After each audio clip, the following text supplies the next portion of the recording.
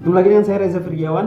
Nah, karena kita sudah membahas bisnis online dan perkembangan ekonomi digital pada umumnya sebelumnya, kita sekarang akan membahas tentang moral hazard.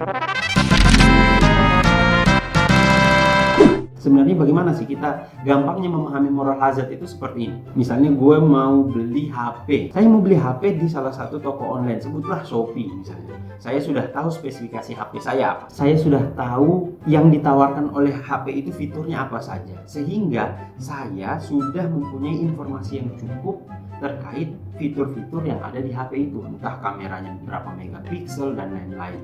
Dan juga penjual HP tersebut juga mempunyai informasi yang sama terkait produk itu yang ditawarkan kepada saya, sehingga saya dan penjual itu mempunyai jumlah informasi yang sama terkait produk yang saya inginkan. Tapi hal itu menjadi lebih rumit jika antara penjual dan pembeli itu tidak mempunyai informasi yang berimbang. Misalnya, teman-teman kan masih banyak yang menggunakan motor saya rasa. Nah, kalau kita mau servis motor lah, misalnya tukang bengkelnya itu tiba-tiba bilang ke kita bahwasanya, wah mas, ini karburatornya harus diganti, ini udah kotor karburator. Saya misalnya, atau kebanyakan dari kita kan tidak begitu tahu karburator itu yang mana, tahunya kita servis, dibenerin, selesai, pulang gitu. Tapi kalau dia tiba-tiba bilang karburatornya itu harus diganti dan kita nggak tahu karburator itu yang mana, apakah dia benar-benar harus diganti atau tidak, artinya kita dan tukang servis itu tidak mempunyai informasi yang sama terkait barang yang mau diganti itu. Nah, di sini kesempatan ini bisa memicu tukang servis itu melakukan tindakan-tindakan negatif yang bisa merugikan seorang customer.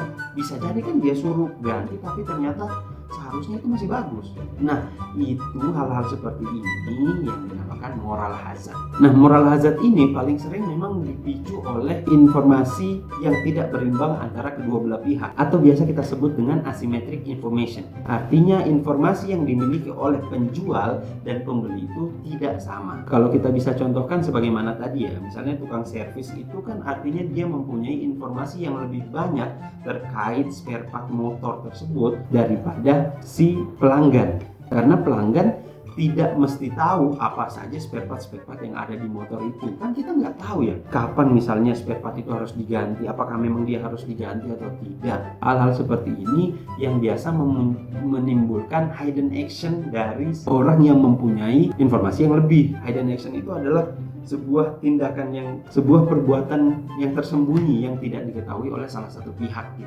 Contoh lainnya biar kita gampang memahami, misalnya kalau dulu sebelum ada Gojek, Grab atau Uber, kita biasanya dari bandara itu menggunakan taksi, Bluebird dan semacamnya. Let's say kita mau ke Jakal dari bandara. Jarak tempuh normal dari Jakal ke bandara atau dari bandara ke Jakal itu sekitar 15 menit. Sehingga argonya harusnya misalnya 50.000. Tapi jika kita tidak mempunyai informasi yang lengkap terkait rute tersebut, atau kita misalnya pendatang baru, bisa saja supir itu akan membawa kita ke rute yang lebih panjang sehingga argo yang kita bayarkan lebih mahal. Nah, ini kan artinya ada perbuatan yang dilakukan oleh supir taksi itu yang merugikan kita sebagai pelanggan. Bahwasanya kita seharusnya kan tidak membayar argo semahal itu kalau kita menempuh jalur yang normal. Nah, ini juga adalah bentuk moral hazard. Sehingga moral hazard itu memang sering terjadi karena adanya perbedaan informasi. Makanya di toko-toko online itu sekarang mulai menerapkan banyak hal untuk mengurangi kemungkinan terjadinya moral hazard tersebut. Saya rasa itu saja yang bisa saya sampaikan. Kita akan ketemu lagi di beberapa materi-materi selanjutnya. Terima kasih. Assalamualaikum warahmatullahi wabarakatuh.